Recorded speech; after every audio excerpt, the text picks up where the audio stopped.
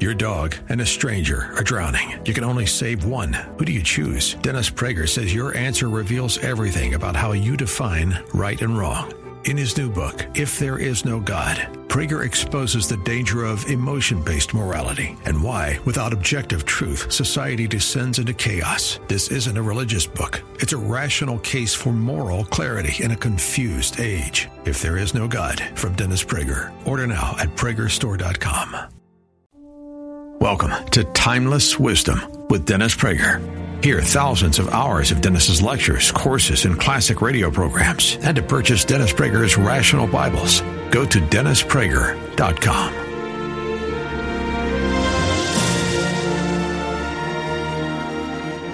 Doctor? Yes. Go on. I can't tell you how much I would like to interview Dr. Fussbend. We all have dreams. That's one of mine. But alas, Dr. Fussbend is a movie character.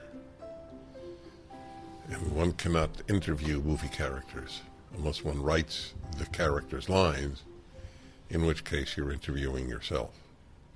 Hi, everybody. The Male-Female Hour every Wednesday.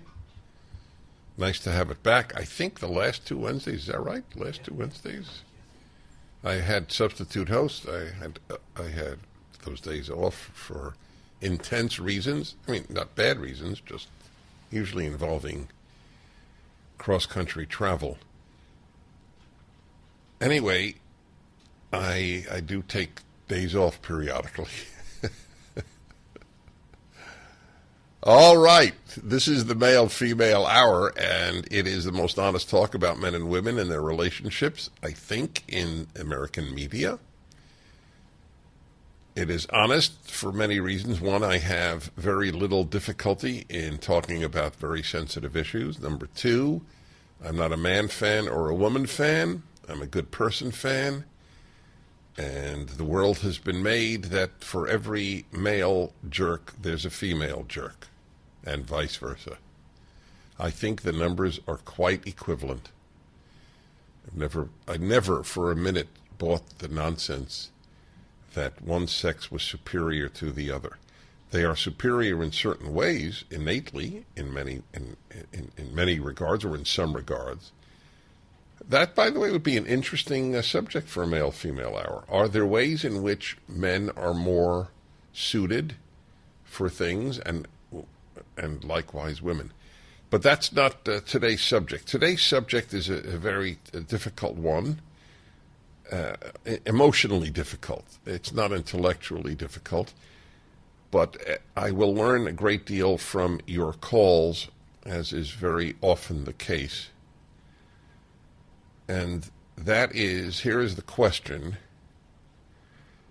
In your life, I don't want you to discuss this in the macro. I want you to discuss this in the micro, specifically you.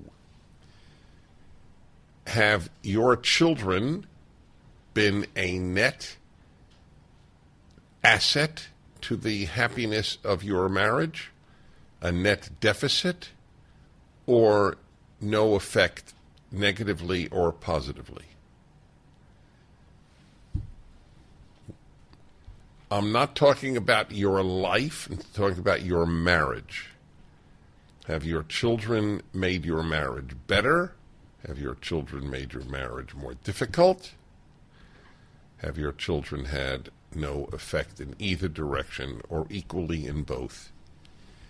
That's what I am curious to hear from you.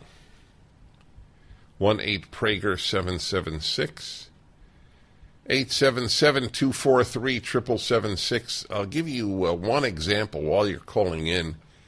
I will give you an example of a challenge that a child presents to a couple immediately upon birth. I would love to see data on sexual frequency post the child and pre the child. And I say I would like to see the data implies that I think the data would suggest that it was less frequent. Now, there are many ways to have joy in life. Sexual joy is certainly one of them. But there are other joys. And in this instance, the joy of the arrival of the child, if it does in fact decrease the frequency, might well be a worthy compensation. If somebody said to you in advance, you will go from X times a month or a week or a day to Y times or X minus Y times, but you will have a child as something in your life, most people would sign on. By the way, not everybody does this happen, the diminished frequency as a result of the child's arrival, but it usually does. I have a line about that which was created by passion then diminishes it. But there are competing goods in life, and mature people become aware of that. Another area is as soon as the child arrives, your freedoms are curtailed. You can't travel as much. You can't dine out as much. You can't sleep as much. On the other hand, you have a child. You have a family. You are doing one of the most profound things a human can do in life: raise a human being. Is that worth fewer dinners? Less sleep? I think it is. However, sometimes children, not at the beginning, but when they grow up, and they could be a source of pain in a marriage. And I don't only mean the ones that are difficult, just the difficult child for whatever reason, or a child that gets hooked on drugs or alcohol or some other addiction. I'm talking about families with a child with special needs. That could have an effect on your marriage, especially if it's accompanied by financial challenges. On the other hand, which is the whole point of this hour, there are many hands here. On the other hand, a child can be a source of extraordinary fulfillment and joy in one's life. One should not look to children to be the source of joy in their lives. That is too big a burden to place on a child, but there's no denying that that is a possibility. One of the problems of our age is that it has become the age of anti-wisdom. There's no wisdom taught. Our schools are devoid of wisdom. Most of the time it's fools teaching children. It's very sad for me to say. There's no joy in it. And one of the non-wisdom items of life, subjects of life, is that everything has a price, and that if you ask what is the price, you will lead a much wiser and therefore happier life. The only time we ever ask what is the price is when we're buying something, right? How much is it? We should ask how much is it about everything. What is the price paid for, and then fill in whatever it is. What is the price paid for getting married? I don't mean the financial price, although that might be included. What is the price paid for staying single? What is the price paid for having a child? What is the price paid for not having a child? What is the price paid for having only one child? What is the price paid for having 5 children? You have to ask this in life. Nothing is free, but that's an ultimate issues or happiness hour subject. I'll take your calls on the male-female hour in a moment. The Dennis Prager Show. This episode of Timeless Wisdom will continue right after this. Gold and silver recently soared to record highs, then pulled back. So are precious metals still a good buy? Many Wall Street experts predict higher prices ahead. Why? Because we still have trillions in national debt, a declining dollar, and inflation that keeps shrinking our savings. Even with corrections along the way, gold remains a historical hedge for wealth protection. That's why Morgan Stanley's chief investment officer ditched the 60-40 stock and bonds portfolio and recommended up to 20% in precious metals. They're getting educated, and you should too.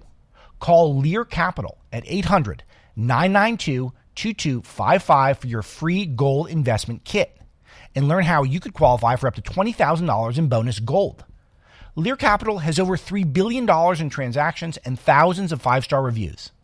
Call 800-992-2255. That's 800-992-2255 or visit LearAlex.com. Now, back to more of Dennis Prager's Timeless Wisdom. I was talking to, who was I talking? I forget who. I was talking to somebody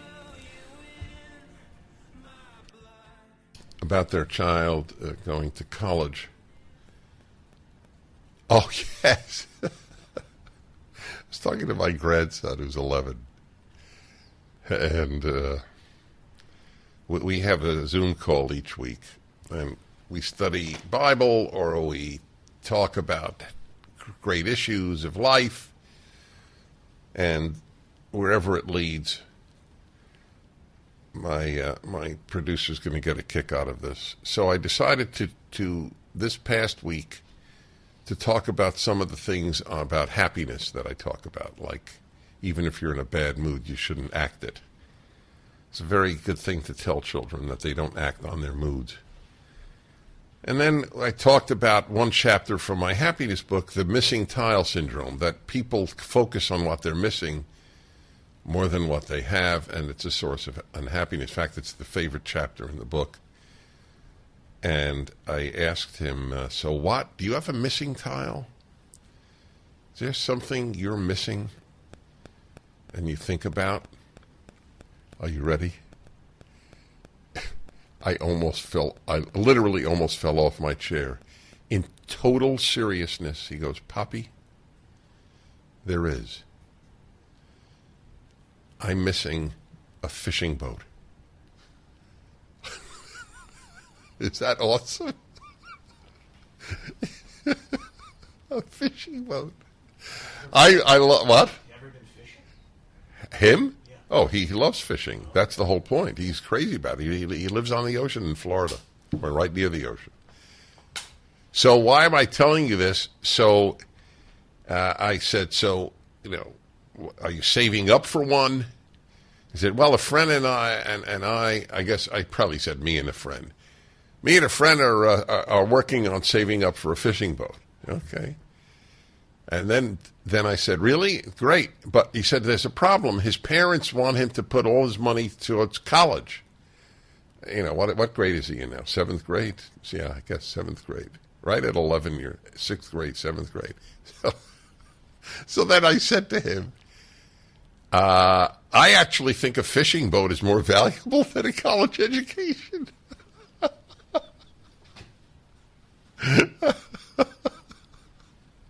How many grandparents tell their grandchild that? And I mean it. That's why I'm laughing. It wasn't a joke. Absolutely, there's no question he would get more out of a fishing boat than out of college. And so I told him, watch the 500 videos at PragerU, and you will learn far more than you learn at college. Now, you won't learn botany or physics or math. That's correct. But if you're not going into STEM, science, technology, engineering, or math, you will learn more at PragerU. And I mean that literally. It's not even a competition. Bill Bennett's son said years ago to me, and there were only like 100 videos up. He learned more from PragerU than at Princeton, where he attended. So anyway, it is fundraising month for PragerU, so it's apt that I mentioned that to you. Help us teach what should be taught. The subject of the male-female hour, which we are currently in, is were your children an asset to your marriage? We're not talking about your life generally, specifically your marriage. Did it hurt your marriage, your child or children, or have neither effect? So all the lines I see, people are saying that their child was an asset. So I have a theory. People for whom the child has not been an asset, or a child, aren't going to call. That's exactly right. That's my theory. Because my experience with knowing people, and people open up to me, in a lot of cases, a child has been a detriment. I know one family well where 3 children were terrific, or is it, 3 children were just terrific, and one was a constant source of angst. And one of those 3 children I know really well told me that it definitely had a bad effect on the parents' marriage. I know of another marriage where a child has severe mental issues, is institutionalized, and it has definitely affected their marriage. So I don't think people want to call in and say it because it's too painful.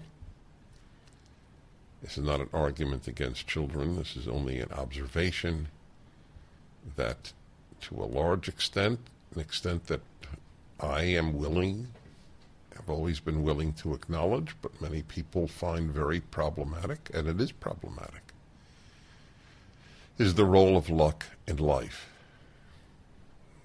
You have a child who was born with serious mental issues or serious physical issues. It's you love them, and of course, but it is the way it works. It's fate. It's a humbling fact of life. All right, let's go to Moshe in Chicago, the famous Moshe of Chicago. Hello. Yeah, it's such a profound question, Dennis. You know, it's worthy of a Prager Drosh at the Sportsman's Lodge. You know, it's really a great question. And I'm thinking, you know, in my case, it actually is what keeps the marriage going, because the marriage is not great, to be honest with you. And so in this sense, you know, it builds the character of us to stay in it. That's how terrific the kids are. And that's where the bond needs to be kept. And, you know, so wisdom, character comes from our children and our love for them. Now, should we stay in it? I think we have to, because we're both products of divorce, and we know what it does. We disagree with the psychiatrists that say, you know, it's better off for the kids to not be with them, to not be together. How old are your kids? They're both just beginning high school. Right. So this is Moshe, I can't thank you enough, because you raised another fascinating issue. Not only on occasion do they hurt a marriage, but on occasion, not only do they help the marriage, but they keep the marriage together. I presume that Moshe and his wife would separate and divorce if they didn't have children. How interesting. It's another factor to throw in, which I hadn't thought of. So the question for Moshe and his wife is, when the kids leave, will they stay together? We'll be back.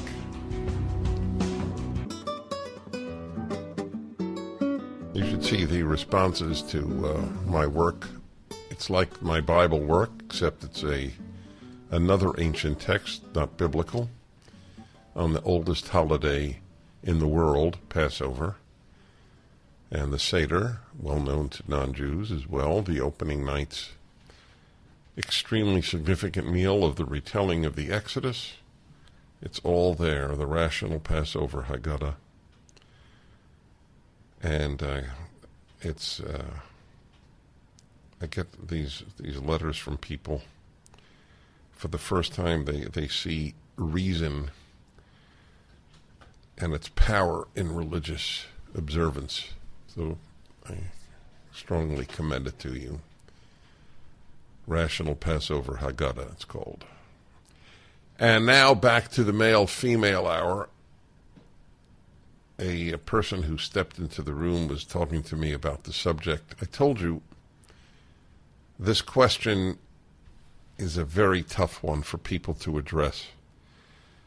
Was your child or were your children an asset or a detriment to your marriage? Most people calling in, it's on the asset side because it's too difficult to call in on the other, I think. Now, the last call, Moshe in Chicago brought in a new item that I hadn't thought about. So obvious, I should have thought about it, but I didn't.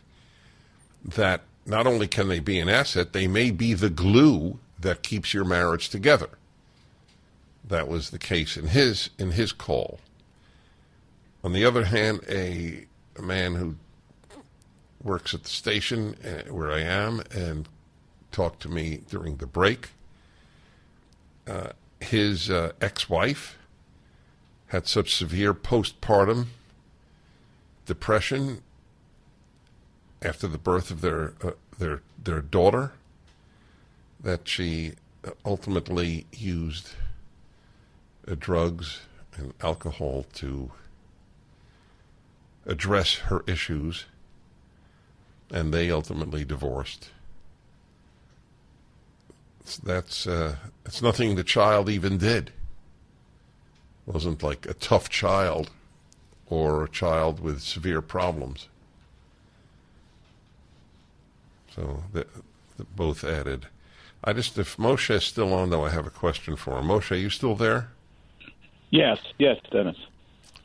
So are you thinking of divorcing once the children are in college, or you're planning never to divorce? Well, it's such a difficult question. My children have blessed me with such character to stay in this. Again, the net asset of having them. I used to live in Los Angeles for most of my life, and I was so self-absorbed. But having kids and being married has given me so much character to stay with things. And I've been my best person because of that.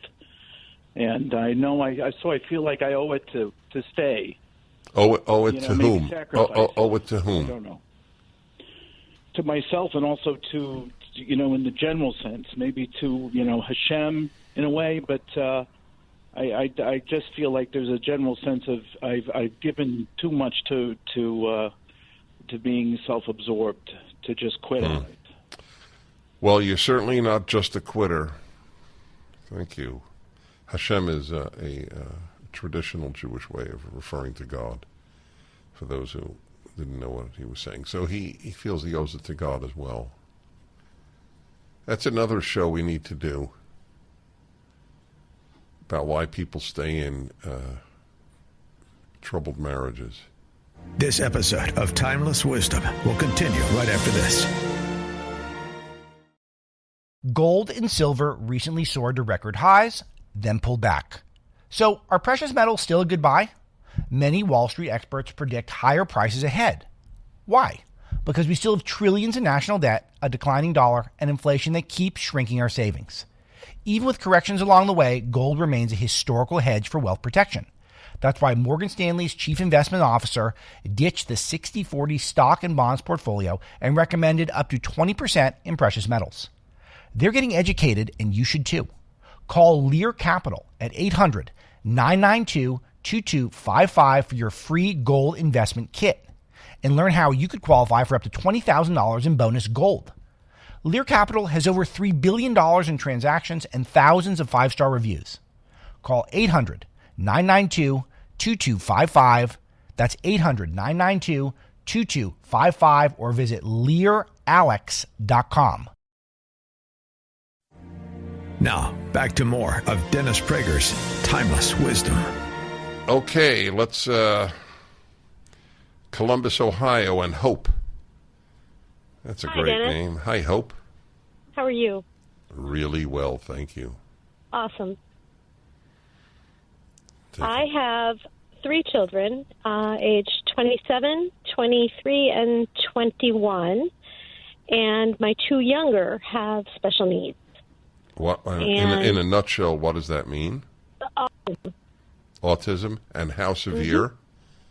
One more severe than the other.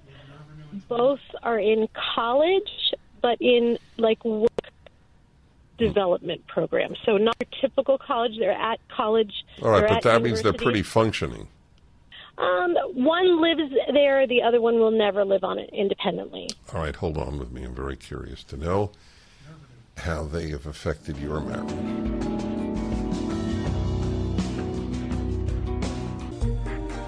Hi, everybody. Male-female hour. Tough subject for some people who've been challenged by their child or children. The question is, have your children or has your child been an asset or a detriment to your marriage? I'm not talking about your whole life, just the marriage. So going back to Columbus, where is my Hope in Columbus. 2 of her 3 children have special needs. They're autistic in varying degrees of autism. Since I have an autistic stepson who lives with my wife and me, so I'm quite acquainted with this issue. The spectrum of autism is so vast, from truly incapable of functioning to quite capable of functioning. Yours are obviously toward the capable of functioning end of that scale, correct? Yes. Right. So my only question is their temperament upbeat or down? It is very upbeat. It was not always that way, but puberty sucked, quite frankly. But as we got through puberty and as they're now adults, I do believe we have a very happy household, and I think that really impacts it. We're generally positive people. We're very faithful people. We have a very large network of other families that have special needs that we socialize them with. But for my husband and I in the marriage, we are very purposeful with our time. We make sure we make time for each other, which is very hard to do with special needs kids, because we just have to get a babysitter in and just do it. We have to just make that time, and it has definitely strengthened our faith. Why has it strengthened your faith? I think we were always churchgoers, but I think it has it definitely had us talking more about it. We pray together. We didn't pray together in our early marriage. We were both Christians, but we didn't actively pray together. We actively pray together. We actively talk about our faith and our doubts and our everything. It's just really opened us up. Well, you sound like a wonderful couple. It's been a lot of work. It's not easy. We coach a lot of younger families. Do they live with you? Do these older ones live with you? I just have one that's living with us and will never leave us. In fact, we moved out of suburbia to a farm to help him learn how to care for himself, how to raise chickens, how to garden, how to do this. So we're really actively working with him. It's exhausting, but it's really kept us very, very strong as a couple. Well, God bless you. God. That's why I never get tired of doing the show. Do you know I figured out something, folks? I have no idea how you'll react when you hear this, but I think it's indisputable. there are certainly people who have talked to more people in their lives than I have. But I don't think there's anybody in the world who has talked with more people than I have. Does that sound right? 40 years of radio, talking to people? With, not two. Two, there are people who've talked to more people than I, but not with. So it's an extraordinary asset in my thinking. Okay, let's see. Seattle, Washington, Amy Sue. Hello. Good morning. How you doing? Thank you. Well. Well, in my marriage, it was a detriment to have a child. And it took me a while to realize that with my husband. He had two other brothers, and they were 3 years apart. I thought, well, maybe he just wasn't exposed to children, And his parents he went to a parochial school. His parents were Lutheran, very strict, and into music quite a bit. They were both... Wait, I'm a little confused. What does having a troubled child have to do with the brothers? No, our daughter was not a troubled child. It was having her was a detriment to our marriage because I didn't know my husband did not feel comfortable with children, and he resented. I see. Okay, so again, why did you raise the brothers issue? Well, because as I reflected, I thought, well, he has two other brothers. They're all 3 years apart, so he hasn't really been exposed to girls. At first. Yeah, all right. But the number of men not exposed to girls who have no issue with the daughter is much greater. You think if you had a son, it would have worked out? No. Okay, so all of that stuff isn't really relevant. Okay. Right. So he didn't know how to handle being a parent. Right, and he didn't understand sacrifice. He was jealous of her. So this is okay. So this is a new piece of data in our puzzle. Oh my God, I didn't even think of that. That would be a detriment to a marriage if your spouse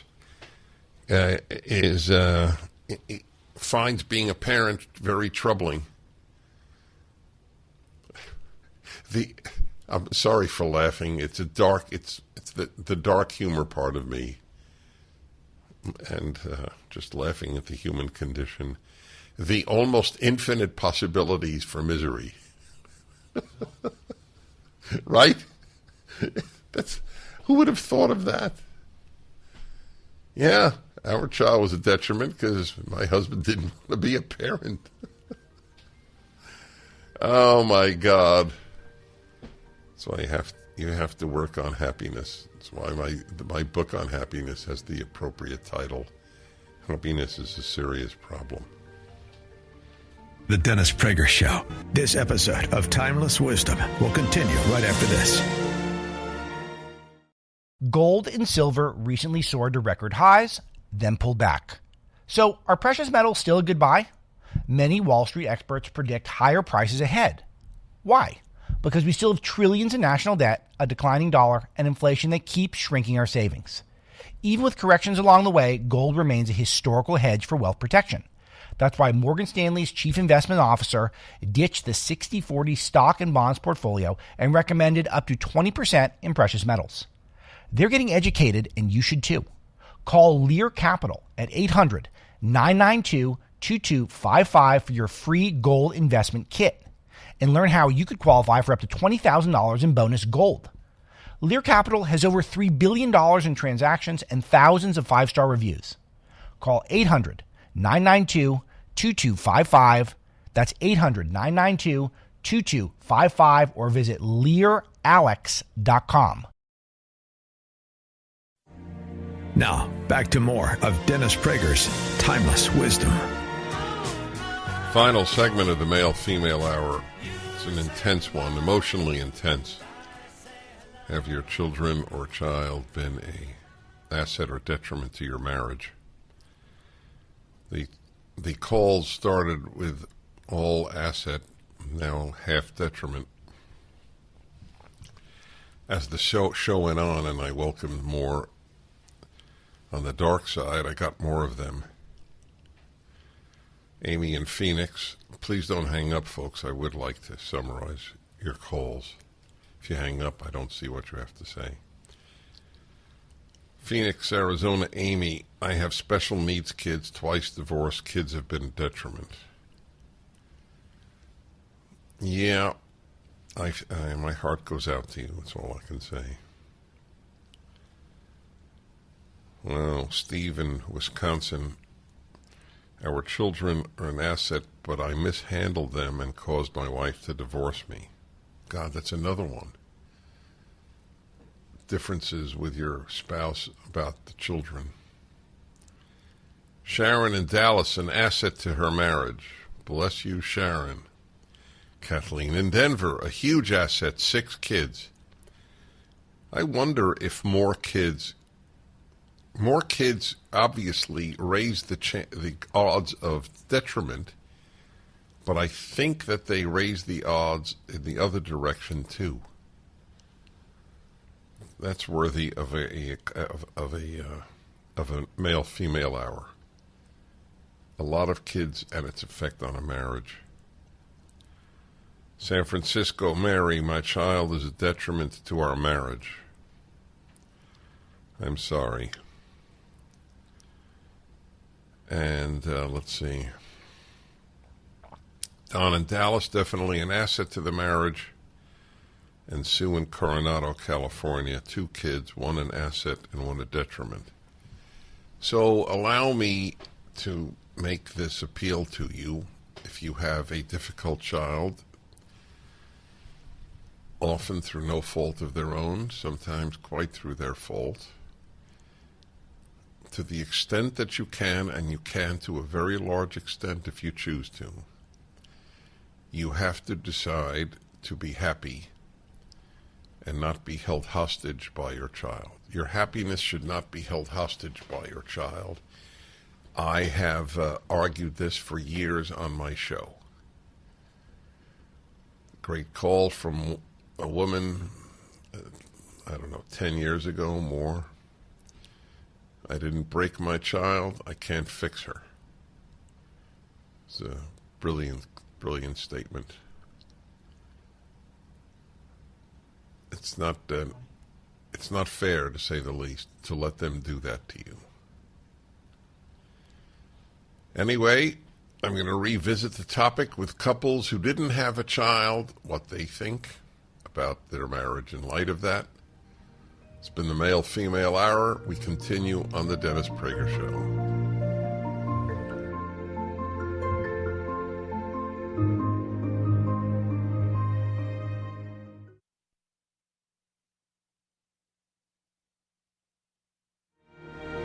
This has been Timeless Wisdom with Dennis Prager. Visit DennisPrager.com for thousands of hours of Dennis's lectures, courses, and classic radio programs, and to purchase Dennis Prager's Rational Bibles. Here's something most investors miss. It's not recklessness that costs people money. It's being late. Big shifts start quietly in policy meetings and regulatory rooms, long before they hit the headlines. Right now, the AI build-out is driving massive spending in energy, data, and infrastructure. There is a way to potentially benefit from that surge without betting on a single tech stock. To get the full breakdown, visit planwithoxford.com. Again, that's planwithoxford.com.